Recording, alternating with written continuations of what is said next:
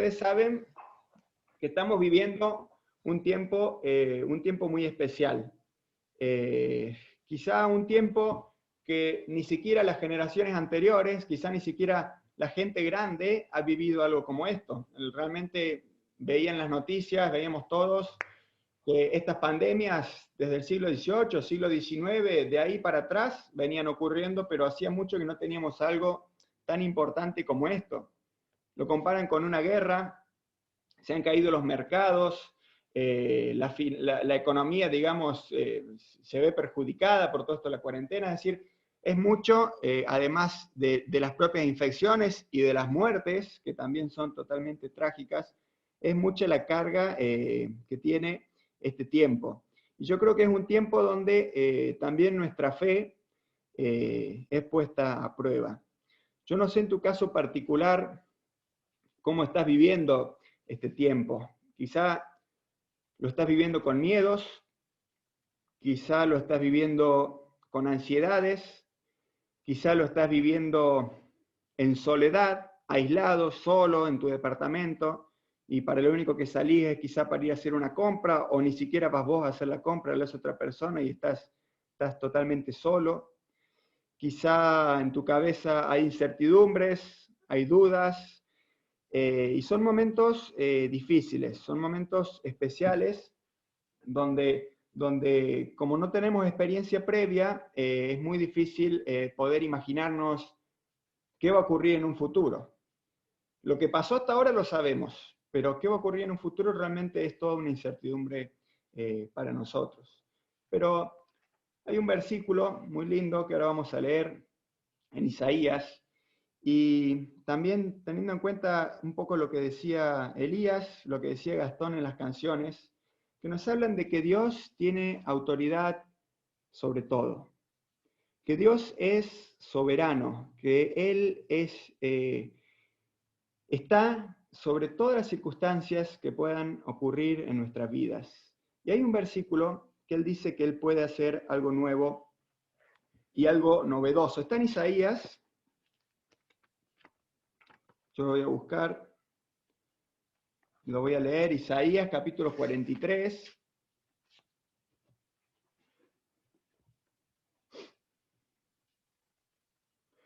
Y el versículo 19.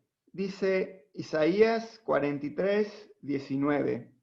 He aquí que yo hago cosa nueva, pronto saldrá a luz. ¿No la conoceréis? Otra vez abriré camino en el desierto y ríos en la soledad. Dios tiene esta característica. Hay un coro que cantamos siempre que dice, sendas Dios hará donde creas que no hay. Él obra de maneras que nosotros no podemos entender. Y Dios tiene esta característica de poder hacer cosas nuevas. Él fue creador en su momento, Él hoy es sustentador de su creación, pero Él puede y tiene toda la capacidad para hacer cosas nuevas. Me acuerdo también de la tormenta, lo que relataba Elías, esa tormenta donde estaban los discípulos, habían salido, fíjense en las condiciones que ellos salen de la costa, ¿no? Ellos salen y cuando están en el medio, con buenas condiciones climáticas, sin ningún problema, pero cuando están en el medio del mar, entonces aparece una tormenta, y no cualquier tormenta, una tormenta muy fuerte, que hasta los discípulos experimentados en estar en el mar y en navegar se asustan, tiemblan y tienen miedo de morir. Y van y despiertan al Señor Jesús, que se había quedado dormido. Paradójicamente el Señor estaba durmiendo, tranquilo, en algún sitio ahí en la nave. Y van y lo despiertan y le dicen, Señor, nos estamos muriendo. Y el Señor, ¿ustedes se acuerdan qué les dice? Él les dice, hombres de poca fe, ¿por qué tienen miedo? Y después de darles esa respuesta, automáticamente se levanta, le pide al viento, a las olas, a la lluvia, que se calme, y todo, dice, tiene gran bonanza, se calma y pasa a estar como estaba al principio. Y nuestra fe quizás es puesta a prueba, quizá todo lo que veíamos como normal ya no lo es, y en este momento de que todo parece caos, destrucción, es que parece como la tormenta que están viviendo los discípulos, Dios quiere hacer algo nuevo. Y Dios nos dice que no seamos hombres de poca fe, que no seamos mujeres de poca fe, que no seamos hijos de poca fe, que tengamos fe en lo que Él puede hacer en nuestra vida. Él tiene la autoridad. En segundo lugar, quisiera pensar un poco en nuestra intimidad. ¿Cómo está tu vida? Sería la pregunta. ¿Cómo está tu vida después de unas largas vacaciones, como decía la foto en el Instagram? Ahora con la cuarentena seguimos aislados, estamos cada uno en casa, muchos están solos en su casa. Y todo esto puede llegar a afectar en mayor o menor medida tu intimidad. Tu intimidad espiritual, tu relación con Dios, se puede ver afectada por este aislamiento que estamos teniendo, por esta cuarentena que estamos teniendo en el país. Y ustedes saben que cuando yo reflexionaba cómo podía encarar este tema de la intimidad, qué podía llegar a hablar sobre esto, me acordaba de un versículo muy lindo que a mí me marcó mucho en el campamento el año pasado. Me acuerdo, y están ahora conectados, me acuerdo que estaban por lo menos Juli y Marcos Flores, sé que estaban en un devocional a la mañana, y estábamos leyendo un versículo que está en Levítico, capítulo 6, y que nos habla de cómo debería ser nuestra intimidad, incluso durante la cuarentena, cómo debería ser nuestra intimidad, nuestra relación con Dios en estos tiempos donde la fe es puesta a prueba. Levítico, capítulo 6, versículos 12 y 13.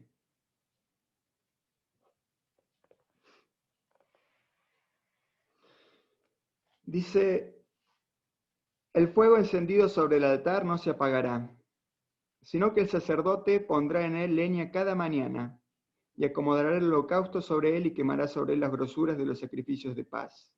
El fuego arderá continuamente en el altar, no se apagará. Este versículo a mí me marcó mucho en el campamento, cuando hablamos acerca de avivar el fuego, y me llamó mucho la atención que apareciera en Levítico, ¿no? En un libro donde Dios le estaba dando las reglas a su pueblo, las leyes, para que ellos pudieran tener el resto de su existencia. Después en Deuteronomio lo va a hablar sobre las bendiciones, las maldiciones que iban a venir de obedecer o no a estas leyes. Y él una de las cosas que iba a decir era que el sacerdote, aquellos descendientes de Aarón, iban a tener que mantener el fuego encendido siempre. Ese fuego no se podía apagar. En ninguna circunstancia se podía apagar. Así afuera lloviera, así si hubiera acabado la leña, no hubiera aceite o lo que usaran, ese fuego no se podía apagar. Y había una persona que tenía que estar encargada de que ese fuego ardiera. Y esta persona era el sacerdote. Y dice la Biblia en el Nuevo Testamento que Él nos dio sacerdocio a nosotros. Nosotros somos sacerdotes de nuestra propia vida, en la iglesia, con nuestros hermanos, con nuestra congregación. Nosotros somos sacerdotes.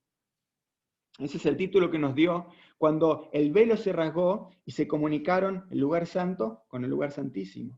Entonces nosotros hoy tenemos que ocuparnos de que ese fuego esté prendido.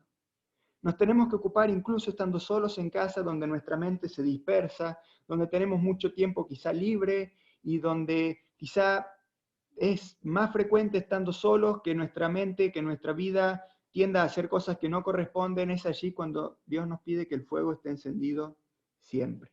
Y esto me habla de santidad.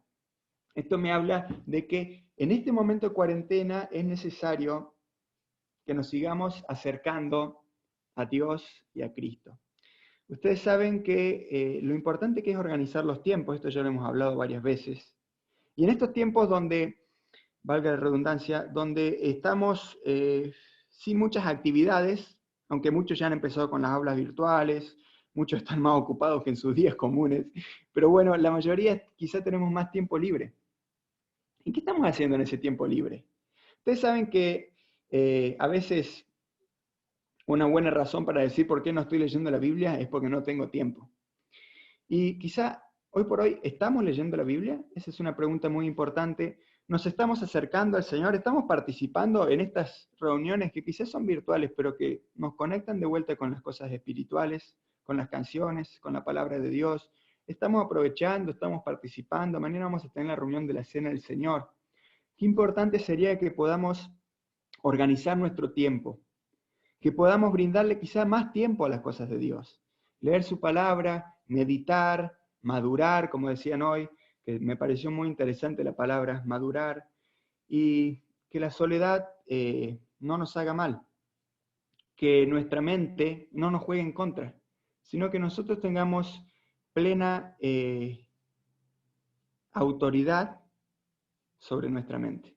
Que nosotros gobernemos nuestra mente, lo que nuestra mente piensa, lo que nuestra mente quiere hacer. Porque el tiempo donde uno está ocioso es el tiempo donde el enemigo empieza a hacer nidos en nuestra mente y empieza a llevarnos a pensamientos que no son muchas veces correctos. Quizás sea tiempo de nuestra intimidad avivar la llama, no permitir que el fuego se apague, permitir que siga ardiendo y volver a la santidad. Hay un detalle para que ustedes puedan comenzar su día.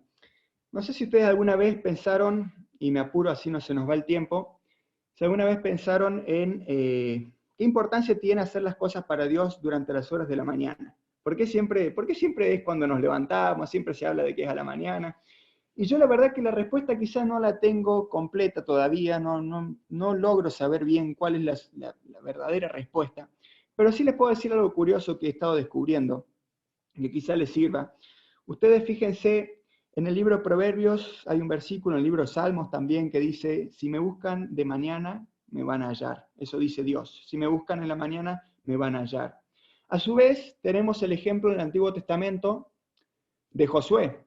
Ustedes vieron que Josué fue aquel que cruzó el Jordán, que continuó lo que Moisés no pudo terminar, porque, bueno, el Señor lo llevó antes, y siguió Josué, y él iba a conquistar la ciudad de Jericó, una ciudad imponente, y después iba a tener muchísimas batallas, donde también él iba a triunfar en cada una de ellas, excepto en una, bueno, es parte de la historia, pero no viene al caso. Ustedes saben que Josué, antes de ir a esas batallas, esos días en que tenía las batallas, dice, se levantaba muy de temprano, encomendaba a Dios su día. Y hice ese detalle, muy de mañana. Y ese muy de mañana de Josué me hizo acordar al muy de mañana de las mujeres que fueron al sepulcro. ¿Se acuerdan cuando el Señor ya había resucitado el domingo a la mañana? Casualmente estamos en la Pascua. Estamos recordando este tiempo que el mundo recuerda como el tiempo de la Pascua. Y cuando las mujeres van al sepulcro, ustedes se acuerdan que dice, se levantaron muy de mañana. Y si ustedes se fijan, fueron las primeras que encontraron al Señor Jesús. Y se lo confundieron con el hortelano, con el que trabajaba ahí en el cementerio. Se lo confundieron. Pero en realidad fueron las primeras que encontraron al Señor. Y el Señor las manda a buscar al resto de los discípulos. Entonces, la mañana tiene algo de importante en la Biblia, eso seguro. El Señor quiere que lo busquemos desde la mañana.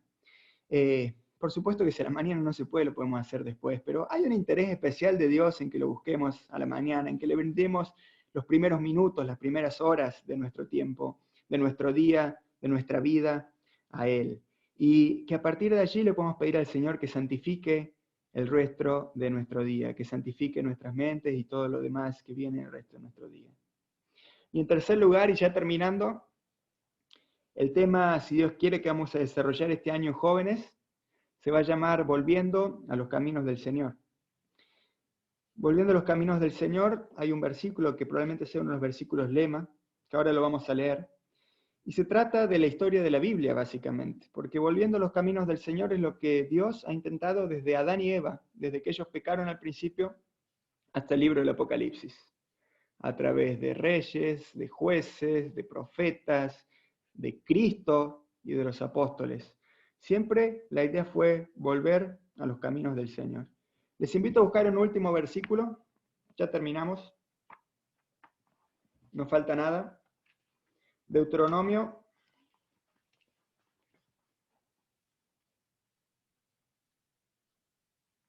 capítulo 10, versículo 12. Ya terminamos, chicos. Y allí van a ver que dice el nombre Israel en ese versículo de Deuteronomio, capítulo 10, versículo 12, dice Israel. Nosotros vamos a cambiar el nombre de Israel y cada uno va a poner el nombre suyo. Esto es un ejercicio que a veces hacemos, que nos sirve para entender que ese versículo está dirigido a nosotros también. Israel, ustedes saben, era el pueblo santo del Señor en la antigüedad, el pueblo escogido. Después ese muro se derriba, en el Nuevo Testamento se agregan los gentiles, y entonces nosotros pasamos a ser los que somos hijos de Dios y hemos sido salvos por la sangre de Cristo, pasamos a ser parte del pueblo escogido y santo de Dios. Así que estamos en condiciones de cambiar ahí donde dice Israel y de poner cada uno de los que somos salvos nuestro nombre. Dice Deuteronomio 10:12, ahora pues Israel, o Gastón en este caso, ¿Qué pide Jehová tu Dios de ti, sino que temas a Jehová tu Dios, que andes en todos sus caminos y que lo ames y sirvas a Jehová tu Dios con todo tu corazón y con toda tu alma? Si siguiéramos en el versículo 13, después habla acerca de guardar también sus mandamientos, pero ahí nos habla de amarle, de servirle, de guardar sus palabras, que era lo que él tantas veces le iba a insistir a este pueblo duro que era Israel y que él nos sigue pidiendo a nosotros. Volver a los caminos del Señor. ¿Y qué mejor manera de empezar a hacerlo? Restaurando nuestra intimidad, avivando ese fuego que también nos hizo en el campamento, avivando el fuego del Espíritu, avivando ese fuego para que ese fuego no se apague. Yo le voy a invitar a alguno que pueda tener una palabra de oración, por favor, para terminar este momento. No sé si Elías me está escuchando y si Elías no me escucha para orar él, entonces algún otro varón que quiera terminar, por favor, con una palabra de oración en este momento.